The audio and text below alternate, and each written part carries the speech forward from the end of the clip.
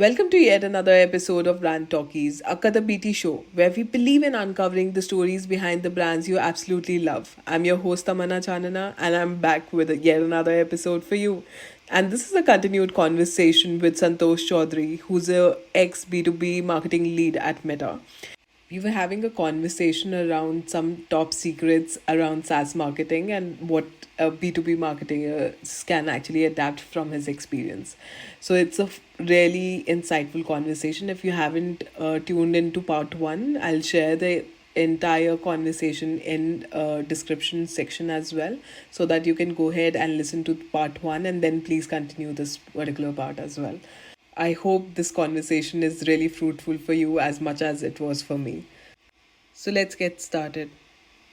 All right, let's talk a bit about some future of marketing. What are top three trends you see shaping the future of SaaS marketing, and how can businesses adapt to it? Since AI and a lot is happening right now. Yeah, I think like there are a couple of key things that are impacting marketing and the whole world. And of course, like you mentioned AI, like you can't have a conversation about the future without talking about AI. Yeah, it's just a thing. To be very honest with you, like I've had a few conversations about with marketeers, with people building marketing tools around AI as well. And what I've learned so far is that there are more solutions chasing problems than the other way around. Even within the context of marketing, like people are building for marketing using AI, but it's AI first and not marketing first always. So I think we'll go through that journey even within marketing where some might be relevant, others not so much. I have a mental model of how I've been thinking about any sort of technology, including AI or whatever it is, affecting marketing. The first is, does the technology have an impact on the way people spend their time? So VR, for example, is something like that. And it's not the case right now, but potentially in the future, if more people spend their time consuming content in VR using an Apple Vision Pro, for example, that will then change how people target, right? Like you'll have to then create 3D immersive VR ads maybe in the future. People spending their times is a great way of looking at it. And another example of how things are changing and will change, and this is more of an immediate example that I'm seeing, is people are using AI more and more to answer questions. And I don't have the numbers, but I'm very curious about the volume of Google searches every day and how that's trending over time. But I won't be surprised if it's reducing and if AI searches are increasing. So in the context of that, like how will it affect SEO? Like, will SEO be as important 5 years later than it is now? Probably not, because even Google pivot how they show their results. And how will then search engine optimization transform? Like, what will the avatar of that be in the future? Like, so yeah. So I think that's going to be like a big change. And then the other thing that I'm seeing is like what are the ways in which technology makes marketing more efficient. And of course, like AI is a big aspect of that. And I think there are some immediate ways in which we are definitely seeing that happen. And I would say creative workflows is a good example of that, especially if you're doing functional creatives. You will definitely be more efficient now. It's easier to create functional ads than it was before you had AI tools. So I think that's going to continue. Like efficiency gains within marketing will continue. And I would say that for now, it will be productivity gains. Like you'll still have people driving things, and they'll just be faster at doing those with all the AI tools. Maybe, 5 years later, or maybe even sooner than that, you will have AI agents that will replace a lot of the work we're doing. So, imagine a situation where you put in in your system, say that, okay, I want to launch a Facebook campaign. This is the total budget. Go ahead and do it. And the system will then, without any human intervention, just go ahead and do that. And yeah, that'll definitely happen. And I think that will certainly reduce the size of marketing teams. What I'm actually, and I haven't seen a lot of people talk about this, but I think all of this will also force marketing teams to become more creative. It'll also push, especially SaaS marketing teams, to think more about storytelling, because all the foundational things, like the functional ads are anyway being created. So you can't be differentiated by creating a functional ad for your brand. The only way to differentiate yourself would be to create a compelling story that still connects with humans, because the humans are still there. Yeah. And I think that will probably be something you'll see more and more of in the future. Amazing. I think this is really important for all the marketers thinking about future. They really need to bug up and be more creative. Gone are those days when you can just copy paste whatever is trending and we are done and dusted. It's important to really have that kind of creative hat on and start doing it again. Yeah, and that's the hard part as well. Like to come up with creative marketing ideas, not everybody can do it. So yeah, marketing is going to get harder, I guess, in a way. So MBA is not enough, to be honest. MBA is not enough. But there'll be more focus on customer insights. Like I think that will continue to be true. So the marketeers who are good at figuring out customer insights and maybe leveraging AI to figure out customer insights will be the successful marketeer. When I was doing an internship with PepsiCo, one thing that one of the leaders taught me, a marketer is as good as a salesperson if they Yeah. know that what is happening in the market. Yeah, that's true. So touch angle, be in touch with them. The Yeah. day you realize that that particular thing is not working, or that is the thing that you really not want to transform in the market. Yeah. That's when you'll understand your customers, and that's when you'll change or creatively place your marketing campaigns in. Yeah. And actually have an example for you in that respect. Like, so when I was working with this startup called Flock in India, so we had a certain assumption of who our customer was. We thought that, it's a sort of an engineer or a person in a tech first company, and we always did our marketing with that assumption in mind. So we would talk about all the tech features of the product. You can integrate this with other tools that you use, whether it's for getting like integrating with Jira, for example, like an engineer would find that beneficial. So we did all of that, we built all of that, and one day we were like, okay, let's pause and let's like pull a lot of customer data and do a persona exercise. So we looked at the customer data, we built cohorts of the customers that we had. And that's when we realized that the customers who are actually using our product are so different from the people we thought we were targeting. Like these were not engineers, these were not tech first people. These were basically small and medium businesses, who maybe have a mom and pop store, maybe it's a small law firm who might have a couple of offices who need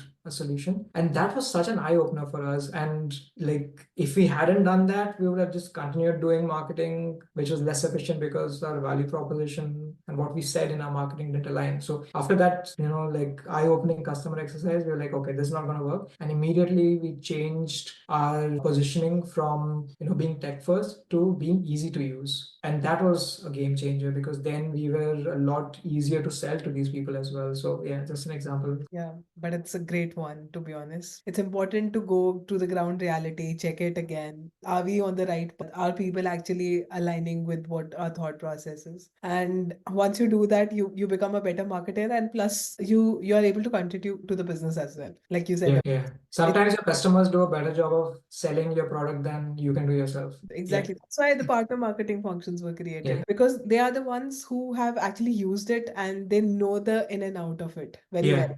Yeah. Much better than you do. Yeah. But yeah, great example. All right, next question for you. In your experience, what are the key differences between successful and unsuccessful B2B marketing strategies, especially in SaaS? And what lessons can you learn from them? Or any best examples that you can share from your past? Yeah. So I think I'm going to go back to something that we talked about, lead gen. So yeah, like simple lead gen, and it's so easy to fall into that trap. Like I have been in situations where I have fallen into the trap as well, where I just focused on lead generation, and then of course like a few weeks or a few months later we're like, we're generating all these leads, but why aren't enough of them converting? So I just want to start off by saying that like even smart marketeers a lot of times can just focus on lead generation as a way to drive growth. So I think it's really important to be very holistic in your funnel strategy when it comes to B2B marketing.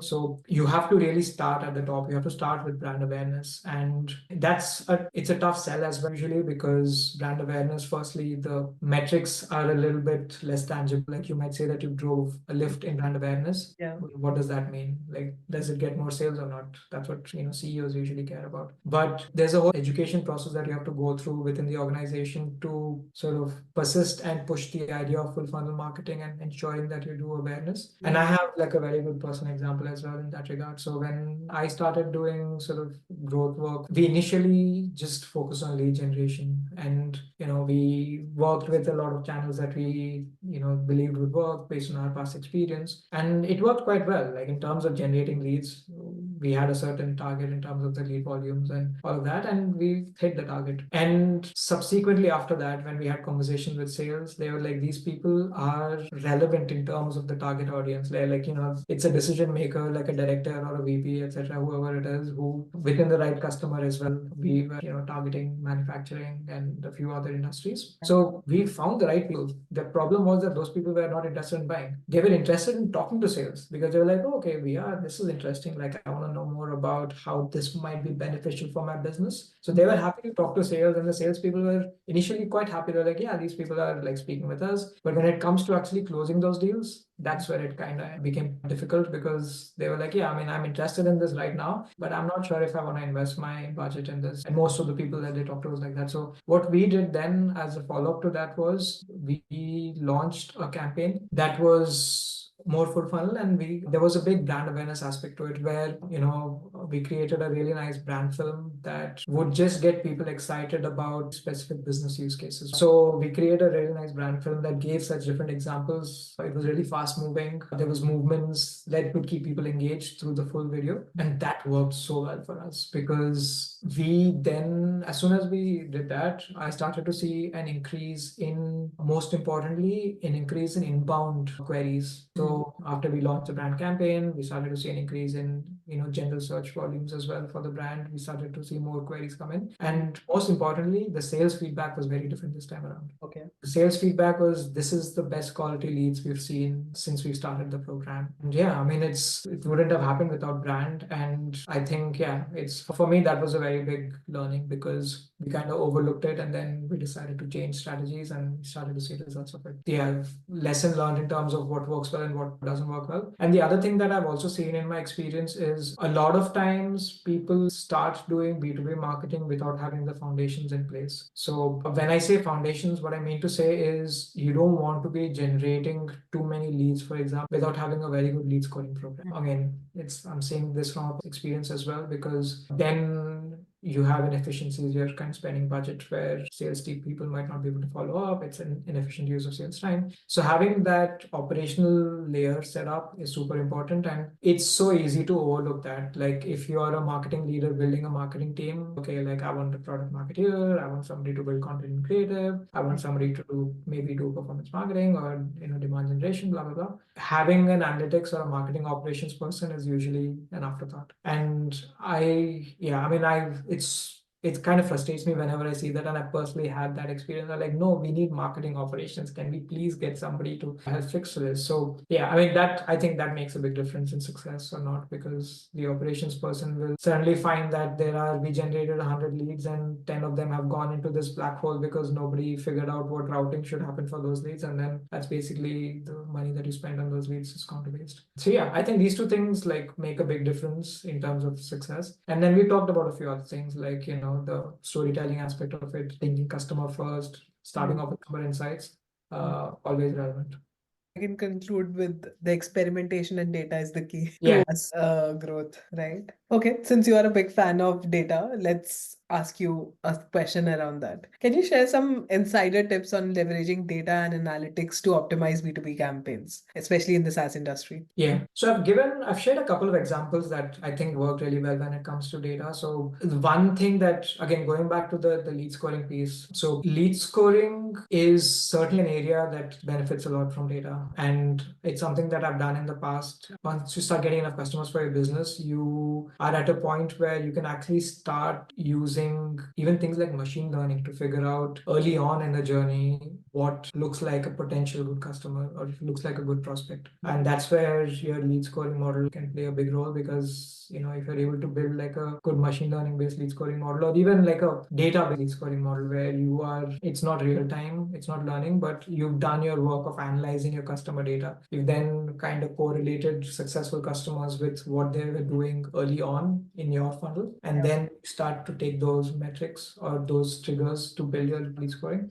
So I think that's a good example of using data to actually optimize marketing. The other thing that I've seen that works quite well when it comes to data is, so on the SaaS side, especially if you're doing marketing to mid-market and enterprise, a usual question that you ask yourself is, how many touches does it need for me to convert somebody? Yeah. And that's where data plays a big role. And again, like I've done this in the past where I work with data science to figure out, to look at different journeys that people might have. Somebody might have had a couple of touches, others might have had 10 touches, somebody might have had 20 touches. So from all that data, you have to synthesize down to a couple of things. Like you have to come up with some sort of a metric around average number of touches, or what is the minimum number of touches that is most likely going to help you convert this person. And within that, you figure out what are those touches, like what are some of those ways in which you can touch people that will most have the most impact. And yeah, I mean, data is so helpful for this. And we've, again, like I've seen that as well. Like some things were intuitive and others were surprising. And like, okay, I didn't expect this touch to have such a big impact. Like for example, we like, and this is a whole separate question to talk about, but how effective is Facebook ads for B2B marketing?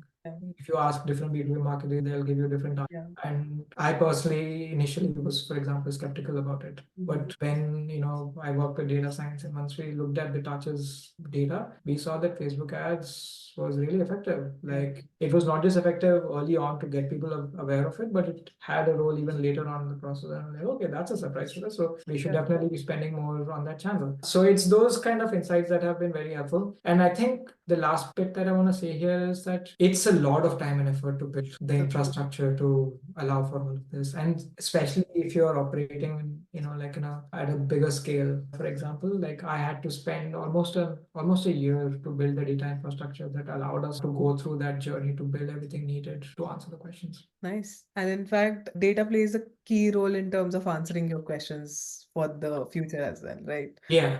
Yeah, and then AI is going to be really helpful in that aspect, I think, because you can just have a AI co-pilot sit on top of your database, marketing database, and the work that took us weeks or days to figure out, AI will just be able to answer it right away. Like the top cohorts, how many touches it should be able to do. Awesome. All right. So, since we spoke a lot around data, some storytelling aspects as well, as privacy regulations continue to evolve, what steps should SaaS marketers take to ensure that the compliance is taken care of while maintaining the effective targeting and personalization? Because we spoke about the storytelling aspects, we spoke about personalization. Now it's about the privacy concerns that are being built by Meta and Googles of the world. Can marketers actually ease that entire thing and make sure that the brand messaging is out there with all the things, keeping all the things in mind? Yeah. And I wish, there was an easy answer to that. In my experience, it's a tough thing. Like, and I'll tell you more about how, like in my past roles, I've done it. But every time I would launch a new campaign, or every time I would make a big enough change to the way I targeted people, I went through a whole sort of internal privacy review process. And it was super extensive. Like,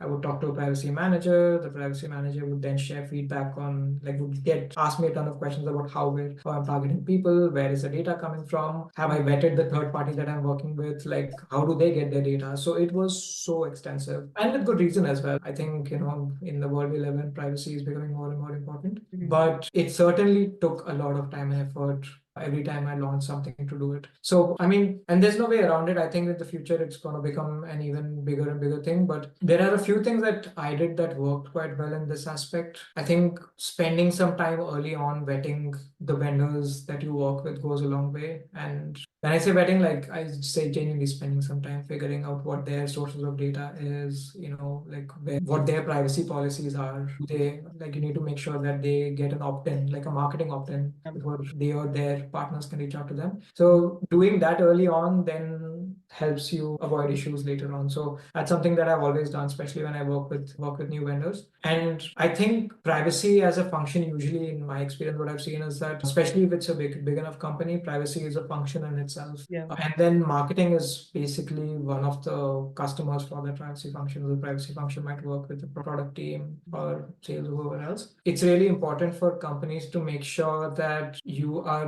doing privacy in a way that doesn't too negatively affect your ability to move quickly. And I've seen that as, in my experience, being one of the biggest problems. Like privacy functions sometimes tend to, worst case scenario, just stop something in its tracks. Like I've had instances where I wanted to launch a campaign and just couldn't do it because not allowed, which fair. But then in other scenarios, more often than not, it takes a lot longer than you want it to take. So it's like a company level conversation, like how do we set up a privacy process that helps us ensure that we are compliant, but at the same time also, helps people move quickly, because the worst thing that you can get out of the process is that you can't iterate quickly, and then it just slows things down. So having that balance is super important. And yeah, I think compliance as a space is actually quite interesting for startups as well, because like I don't know if you've come across any marketing compliance startups or companies that are specifically solving for marketing. Like it's a dull problem, but it's a problem that has value. Of them I've met in India. There are a couple of them I've met in UK as well. I'll share some of them with you. So do they only focus on marketing and compliance as a space, or do they generally do compliance? Generally compliance plus they can personalize it based on your requirement as well. Got it. Okay. Yeah. So plugging into their solutions then quite early on in your marketing program is like a great solution. And I was really stunned. Is there something like this already exists? I was not sure. Yeah. I'll share them with you. Okay, so we have come to the end of the episode. Last question for you. With the increasing popularity of AI and automations, we have spoken about it, but I really want to know how SaaS companies can leverage these technologies to streamline marketing processes. Yeah, I think streamlining is definitely going to be something that takes time. Like I don't imagine it's going to happen right away. There are some really interesting examples though of AI companies creating solutions for SaaS. Like I don't know if you've heard of this, but there's a company called Synthesia. So Synthesia lets you create AI generated videos, but these are videos that can also have a human in it, like a generated human. But yeah, like basically then you can use something like this to set up, create product demos. You can use it to create personalized sales videos. So a sales rep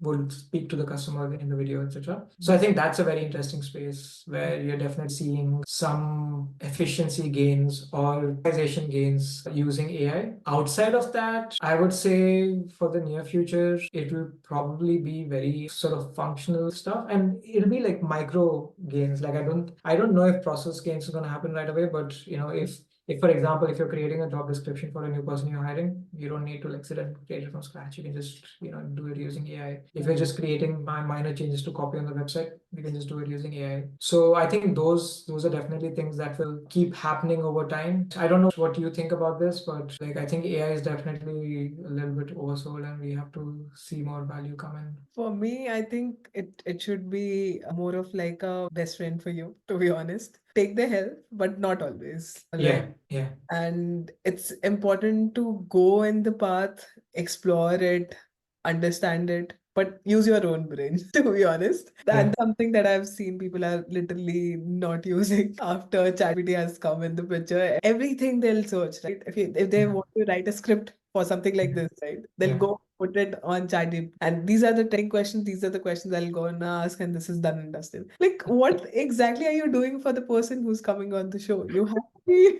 personalized for them, right? You need to backstory, then only you'll write it. But I have seen a lot of people, I've met a lot of people, they're very heavily dependent on AI. But I feel there's a lot that can be improved, like you said. Yeah, and there is like ChatGPT, like if you're creating content, you won't have the same voice and tone that your brand has. Like that's something that you still have to do right now. Yeah. Yeah, like I feel like, and I've actually seen this happen as well, like marketing programs where they're creating like SEO content at scale using ChatGPT, and that's a very interesting sort of a short-term hack that might work for a while for companies before the likes of Google start to catch on to that, and then there might be like a new release where if it's AI generated content, then they're going to downrank it. So yeah, there are. You know that, right? If you are creating the content, Yeah. it picks it up, and then as soon as you reach to a certain level, your reach will decrease. That's what is happening on LinkedIn as of now. They are trying to experiment with multiple bits and pieces around multiple accounts as well. Yeah.